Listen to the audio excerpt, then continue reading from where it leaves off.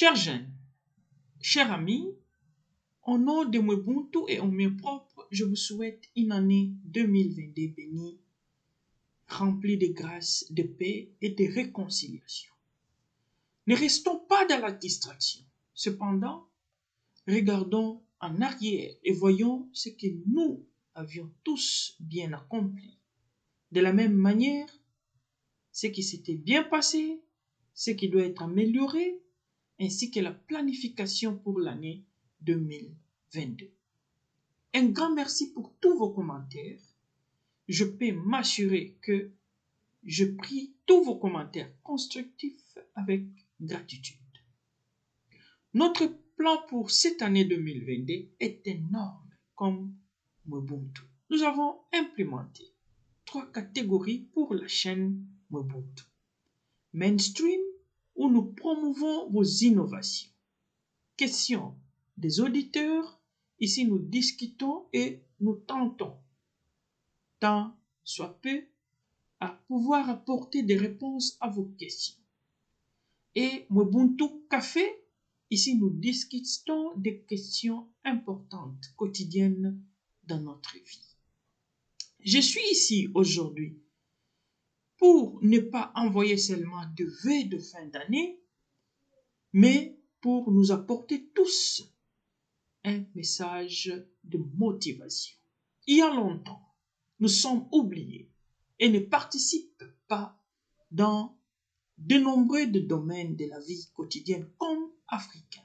En fait, ce que nous voyons parmi nous ne sont que des situations et comportements négatifs.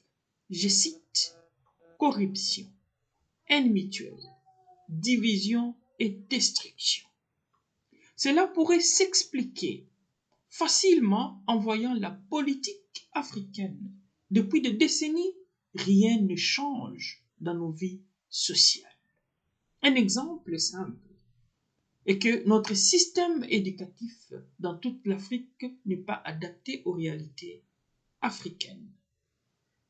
Chers jeunes, chers amis, notre mission de cette année devrait être celle de dire non à la corruption dans notre système éducatif. Si un enseignant demandait de l'argent comme condition pour obtenir de bonnes notes, dites non et restez une femme, une fille, un homme, un garçon utile à la société. Signalez cet antivaleur à l'autorité pour que des mesures nécessaires soient prises contre cet enseignant. Chers amis, chers jeunes, ces professeurs vous rendent, et même vos parents, pauvres. Ils envoient leurs enfants en France, au Canada, pour de bonnes études, et vous laissant, vous, des hommes inutiles, des hommes après-demain qu'on appellera inutiles dans la société. En fait, vous êtes sans éducation, sans bonne éducation, parce que vous avez corrompu. Cette année, nous devons cesser ces habitudes pour enfin être des Africains dignes de nom. Aujourd'hui, avec la soi-disant éducation, nous avons développé plus de racisme, de tribalisme, de division. Cela est dû à la mauvaise éducation que nous avons réussi, pleine de corruption. Rien ne fonctionne depuis des décennies et aucun bon signe que nous pourrions détecter prometteur pour l'avenir de la bonne vie politique en Afrique. Chers jeunes, chers amis, écoutez cette démonstration. Nous avons appris à l'école par l'éminent professeur qui a différentes races, noires, blanches. D'abord, ce qui n'est pas vrai. En nous regardant, nous ne sommes pas des noirs. En les voyant, ils ne sont pas de blancs. Vient ensuite le révérend pasteur dans nos églises qui nous prêche ceci. Le mal se produit dans le noir.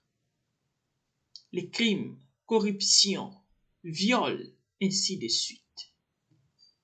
La logique est simple. Le noir est le mal.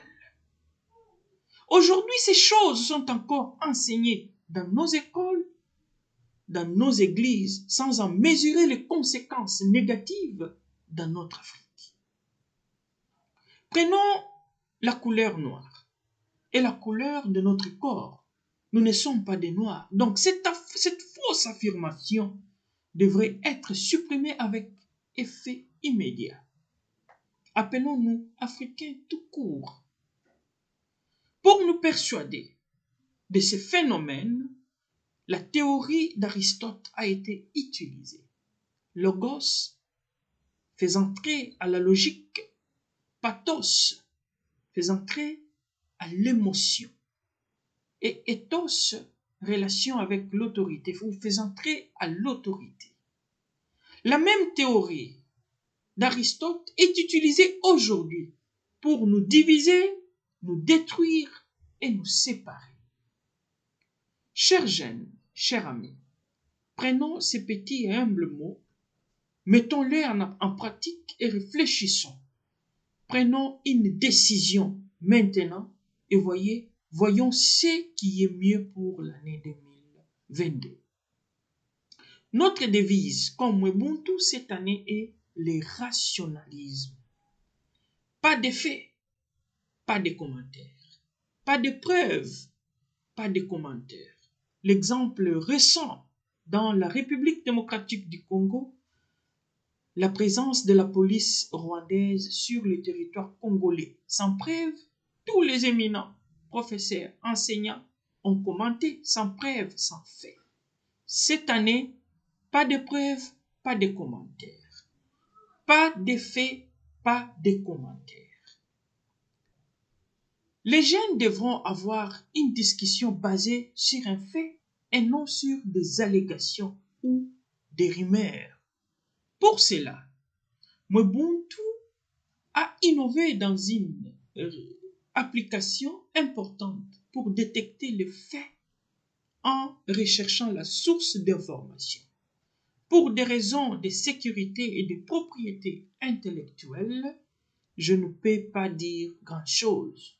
Sur ces 2022 sera l'année de mise en œuvre de cette application pour que vous l'utilisiez gratuitement, comme de la même manière comme Facebook ou WhatsApp. Que Dieu bénisse le monde, que Dieu bénisse l'Afrique, que Dieu bénisse la République démocratique du Congo.